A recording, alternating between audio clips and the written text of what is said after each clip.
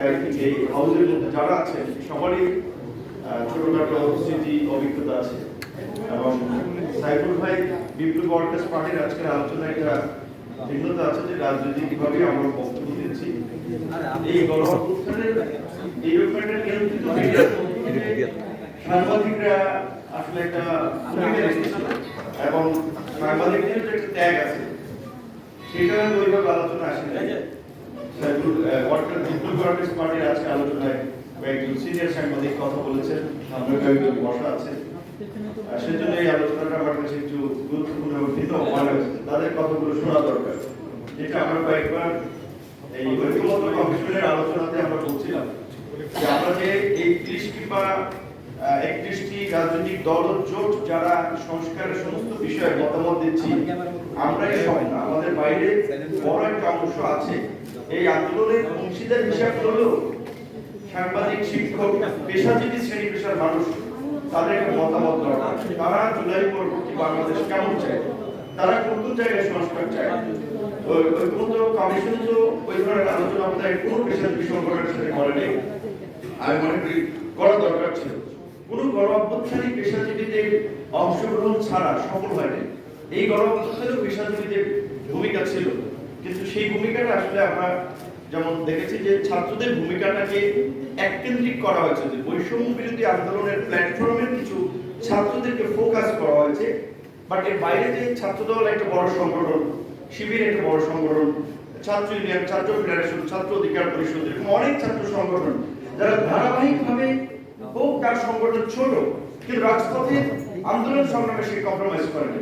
এমনকি এই 28শে অক্টোবর কেন্দ্রিক যে আমাদের বিরোধী দল সমূহের যে আরেকটা বড় আন্দোলনের প্রস্তুতি ছিল, সেই আন্দোলনের পূর্বেও যে বিভিন্ন ধরনের ছাত্র সংগঠন, শ্রমিক সংগঠন, পেশাজীবীদের যে ঐক্য গঠিত হয়েছিল ইঞ্জিনিয়ারিং ইনস্টিটিউটে, এবং এইখান থেকেই ফ্যাসিবাদ বিরোধী ছাত্র ঐক্যের যাত্রা হয়েছিল। আমি খুব অবাক হয়েছি, আমি 2 থেকে 3 বার প্রধান উপদেষ্টাকে বলেছিলাম যে স্যার, আপনি তো তরুণদেরকে ভালোবাসেন, আপনি বাইরে বিভিন্ন নামকরা বিশ্ববিদ্যালয়ে যান, তাদের সাথে কথা বলেন, ইন্টারঅ্যাকশন করেন, তো এই গণঅভ্যুত্থানের তরুণ যারা ভূমিকা রাখলো, স্যাক্রিফাইস করলো, আপনার কথা আপনার যারা নিয়োগ করতে আসেন, এই সমস্ত তরুণদের প্রতিনিধিত্বশীল সংগঠন বলতে আমরা যাদেরকে বুঝি ছাত্র সংগঠন, তাদেরকে ডেকে একদিন আপনি গল্প করেন, কথা বলেন। আপনি শুধুমাত্র বৈষম্য বিরোধী কয়েকজন ছাত্রের লেন্স দিয়ে গোটা ছাত্র সমাজকে দেখলে হবে না।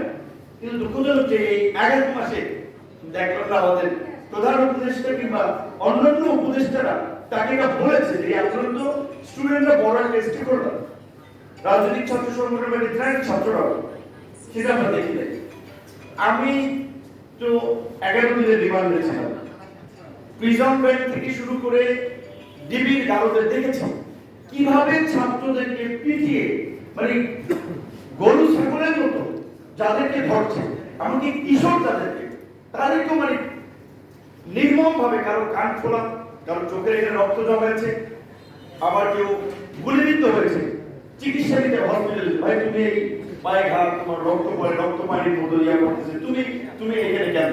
ভাই আমি চিকিৎসা করাতে আসছিলাম এই মালিবাগের কোন হসপিটালে, ড্রেসিং করতে আসছিলাম, ওইখান থেকে পুলিশ ধরে নিয়ে আসছে।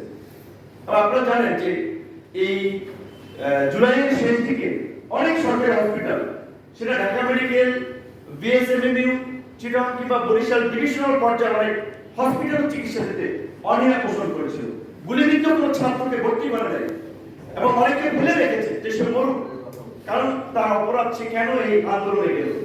তো এই ধরনের বর্বর কর্মকাণ্ডের সাথে যে সমস্ত আবার এই পেশাজীবীদের এক অংশ ডাক্তাররা ছিল, তাদের কয়েকজনকে চাকরিচ্যুত করা হয়েছে আমি জানি না।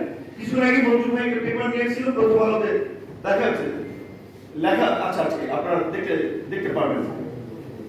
এই গণঅভ্যুত্থানের পূর্বে 4 আগস্ট পর্যন্ত কারাগারে ছিল 88,000 বন্দী। আর আমার ধারণা, কারণ ডিবি কার্যালয়ে, থানার গারদে, অনেকে থানার সেই গারদে রাখা আছে, ডিবির গারদে, শিকার করে র্যাবের কাস্টডিতে বিভিন্ন ধরনের ভাবে তাদেরকে গ্রেপ্তার করা হয়েছে এবং তাদের আটক রাখা হয়েছে। শুধুমাত্র কারাগারের হিসাব ছিল 88,000।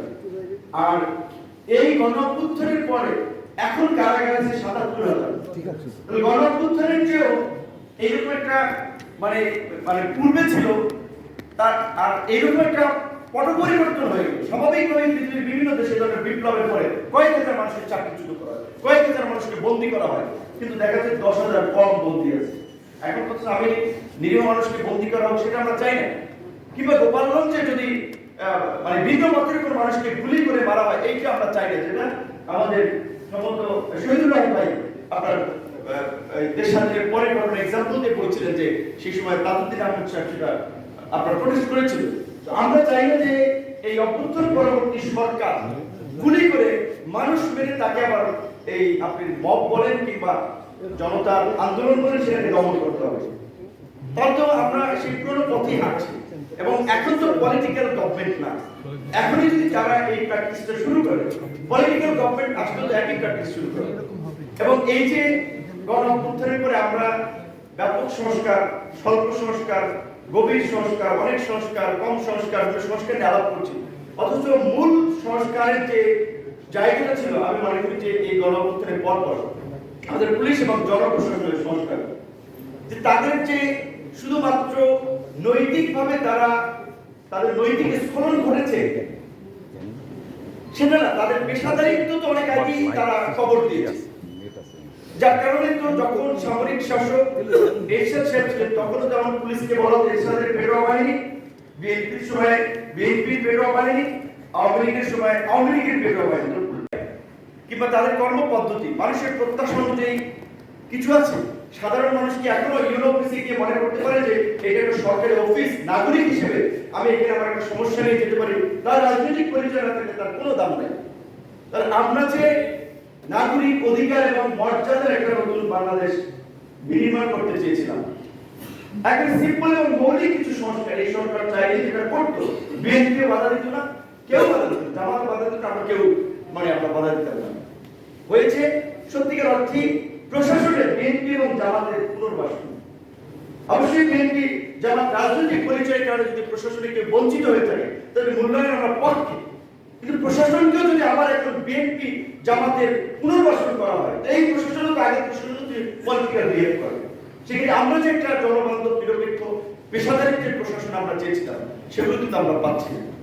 রাজনৈতিক সংস্কারের ক্ষেত্রে আমরা অন্তত ভেবেছিলাম যে রাজনৈতিক দলগুলোর মধ্যে একটা পরিবর্তন হবে, উপলব্ধি হবে।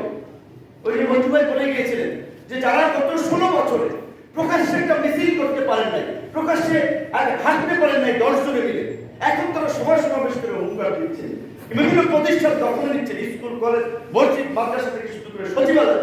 অথচ আপনার অন্যান্য স্টেক হোল্ডারদের যে ন্যায্যতার জায়গা থেকে আমরা যেটা উপলব্ধি করেছিলাম যে বৃহত্তর স্বার্থে সবাই কাঁধে কাঁধ মিলিয়ে কাজ করা, সেই মেন্টালিটি আমরা তাদের মধ্যে দেখি না, বরং ওই ক্ষমতা পেশি শক্তি আধিপত্য বিস্তারেরই প্রবণতা রাজনীতি আমরা দেখতে পাচ্ছি। আপনাদের সে একটা কথা বলে শেষ করবো, মহিন স্যার এখানে আছে দেখে আমার এই কথাটা মনে পড়ছে। কতগুলো অনেক আমার ভালো লাগবে না, কারণ আগে আওয়ামী লীগের বিরুদ্ধে হাসিনার বিরুদ্ধে স্লোগান দিতাম, গালি দিতাম, বিরোধী দল সবাই বাহবা দিত। আবার এখন আমাদের স্টেক হোল্ডারদের অপকর্ম নিয়ে কথা বললে তারা মরণপূর্ণ হয়, যে কি খবর আবার বিভিন্ন আমাদের সমালোচনা করে। আমি তো একজন ইন্ডিভিজুয়াল, আমার তো একটা আইডেন্টিটি আছে, আমি তো কোনো রাজনৈতিক দল করি না যে আমি সেই দলকে সাপোর্ট করে দেবো বা তাদের সার্ভিস করে দেবো। এতে কেউ খুশি হলো অখুশি হলো এটা আমার বিষয় না। শেষ কথা বলছে এটা যে মহিন স্যারকে দেখে তিনি ঢাকা বিশ্ববিদ্যালয়ের শিক্ষক ছিলেন, আপনারা জানেন, তার মতো একজন ভদ্র সজ্জন মানুষ রাজনীতিতে এসেছিলেন। 28শে জুলাই সম্ভবত 29শে জুলাই 2023 যে বিএনপির একটি কর্মসূচি ছিল ঢাকার 4 পয়েন্টে প্রবেশ মুখে অবস্থান নেওয়া, মহিন স্যার এই বয়সে সেই কর্মসূচি সফল করার জন্য উত্তরা গিয়েছিলেন, তাকে বিএনএস সেন্টার ওখানে দায়িত্ব দেওয়া হয়েছিল। যদিও স্যার গিয়েছেন, অন্যান্য তুখর নেতৃবৃন্দ অনেকে স্পটে গিয়েছে, কেউ যেতে পারেন নাই, সেই কর্মসূচি কিন্তু আধা ঘন্টার জন্য দাঁড়াইতে পারে নাই। আমরা সবাই মিলে চেষ্টা করলাম, বিএনপির সাথে আমরাও রাজপথে ছিলাম। তো এই গণ অভ্যুত্থানটা যেটা আরেকজন বক্তা বলেছিল যে মঞ্জু ভাই সম্বোধন বলেছিল, কিভাবে দিনের পর দিন যাত্রাবাড়ি উত্তরা মিরপুরে মানুষ বন্দুকের নলের সামনে ওই এলাকাকে করণ করে রেখেছিল। এই যে সাধারণ ছাত্র জনতা নাগরিকদের অবদান, আত্মত্যাগ, তাদের কন্ট্রিবিউশন, সেটা ভুলে গিয়ে যদি আমরা ক্ষমতা দখলের জন্য, ক্ষমতা ভোগ করার জন্য যদি আমরা প্রতিযোগিতায় লিপ্ত হয়ে যাই, তাহলে কিন্তু আমাদের পরিণতিও সামনে খুব শুভ হবে না। ধন্যবাদ।